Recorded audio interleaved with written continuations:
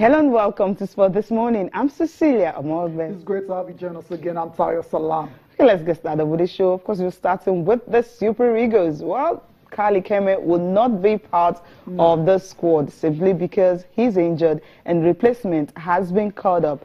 Agbein would definitely be the one to replace him. Yeah, no surprises at all. I mean, we knew this was on the cards, as late as last weekend. So, over to Daniel Akpeyi now. The coach still has to make a choice between him or even Ikechukwu Ezenwa. That's the way it's going to be. And of course, another one, Jose Mourinho, he's always in the news. And this time around, he has been banned for one match. And another thing is, he was also fined £58,000 for two separate events.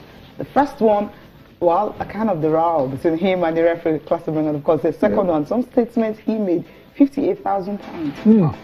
That's a lot of money, Cecilia. £58,000. I mean, like I said, the one match ban, that means he's going to miss the match against Swansea, and that's because he got sent off against Burnley on Saturday. For the fine, that's because he made a comment. He commented on Anthony Taylor. That's the referee before the Liverpool game. Under FA rules, you're not allowed to do that. Don't say nothing about the officials.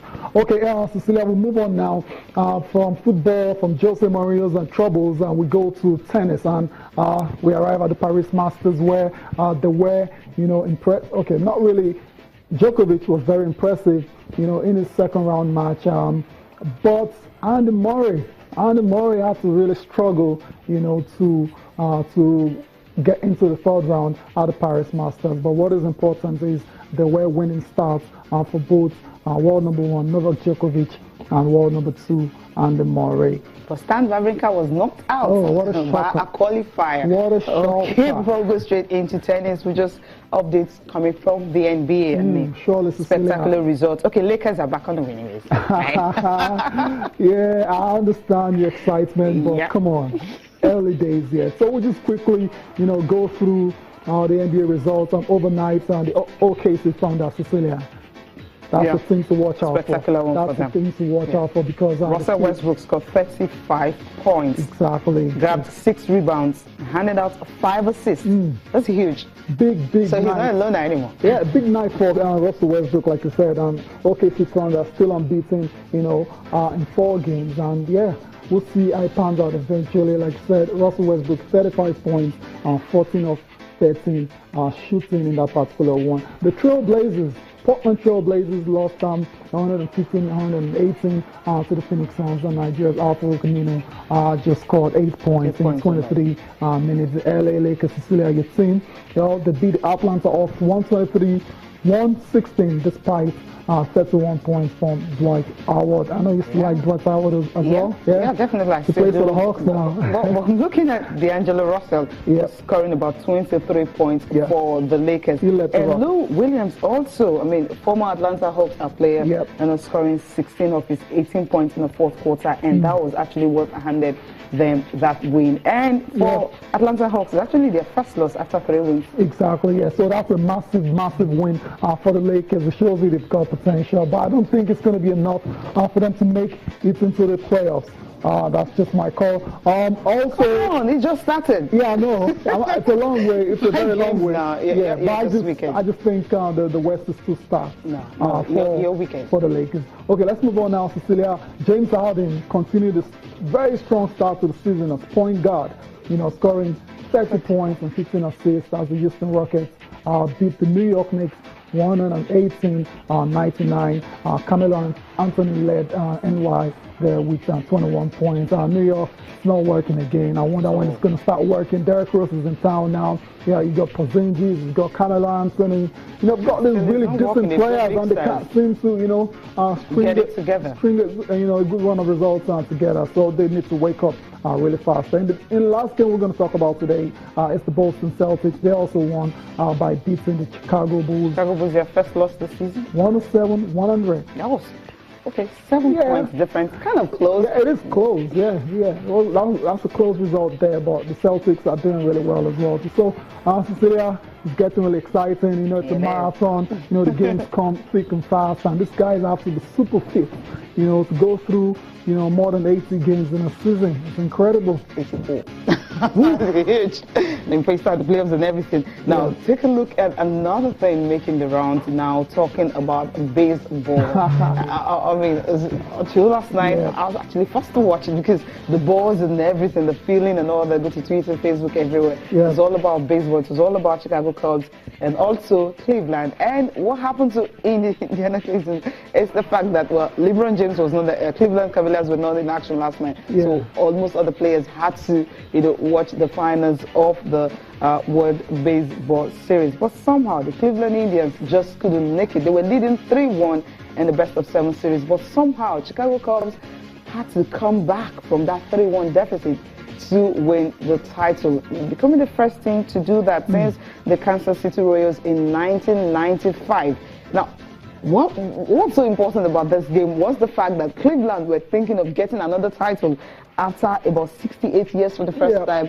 And of course, for Chicago Cubs, they had to, this thing they talk about, the curse of the Billy Goat. They needed to put that behind them, so they had to wait for 108 years to actually get this one. It's a long wait. It's a long wait. It's a very long wait. I mean, but Cecilia, congratulations to the Chicago Cubs. They were, I mean, like you said, they showed great character to come back to win this particular series. So, Cecilia, the Cleveland Cavaliers, you know, ended that title drought earlier this season. It wasn't meant to be for the Indians. So, you win some, you lose some. That's how it works. The faces of these people who have been following the team thinking, okay, after 68 years, we get to win another title. But I think it was more joy for the Cubs because if you check, you know, all through the years, what they've been through, and with everyone talking about the Billy Goat curse, 1948 to 1945, what happened? A man came to the stand with his goat and he was walked out from the stadium and he now said, okay, for the rest of your, you know, for the rest of the series, there's no way this team was going to win any world title series. But somehow, I mean, that's broken now. That's broken. I mean, just for the record, that particular match, Game 7 ended 8-7. That's really close. That's really tight. But it's fine margins when you get to this championship level. So, Cecilia, no surprises at all. No surprises that this game actually went to Game 7 as well. So, went, you know, to winner takes all Game 7 because those two teams were really, you know, evenly matched, you know, all through the series. Congratulations to the Chicago Cubs, you know, the champions. The last time they won was in 1908. That's huge. I mean, if Rangers fans a lot of fans. If Rangers fans were talking about the fact that they had to wait for 32 years, now how does it feel, you know, to have to wait for 108 years? You know how many generations may have passed, you know, before they finally got to, you know, get there. 108 years. That tells you, like, come on. Come on. A lot of fans there, imagine, you know, we're not even born. His grandfathers, we're not born the last time they won. So I think it's a huge one for them. So it simply means now the Indians will have to replace, you know, Chicago Cubs as the club that has the highest, or rather the longest title drought in the history of the baseball series. And that's the way they so you have one, you have another one. But then the coaches were actually talking and the players, you know, when you win a title like this, you never expected it. You feel, okay, what should I do? You want to faint, you want to die, or you want to collapse, or whatever. But some players just didn't know how to celebrate. And of course, the coach did not just believe that, look, this curse everyone is talking about isn't real, it's all superstitious belief. About made you pass out. I felt like the way that the series has been up and down, and then Game 7 here, the elation of getting up early in the game and feeling like we have the game in our grasp, and then it getting away in the bottom of the 8th, and then having a little rain delay and coming back and scoring those 2 in the 10th. Man, it was just an epic battle. You know, we've been listening to Rocky's soundtrack the last 3 games before we've got our own Italian stallion, Anthony Rizzo, that's been putting that on, and is like a heavyweight fight, man. Just blow for blow, everybody playing their heart out, and you know the Indians never gave up either, and you know I can't believe we're finally standing after 108 years, finally able to hoist the trophy. my perception, and again, I might be wrong. That's what I think I've seen or heard about in the past, that everybody's waiting for the other shoe to drop, and you got to expect something good to happen as opposed to that. And I know, even tonight, I'm certain, people would be doubtful the way it all played out, but that's the game of baseball. There's professionals on both sides. Both teams are good, and there's going to be an ebb and flow to the game. There's nothing to do with curses, superstition. It has nothing to do with what's happening today. Nothing. And if you want to believe in that kind of stuff, it's going to hold you back for a long time. I love tradition. I think tradition is worth time mentally, and tradition is worth being upheld. But curses and superstitions are not. So it's really great for our entire Cubdom to get beyond that moment and continue to move forward, because now, based on the young players we have in this organization, we have an opportunity to be good for a long time.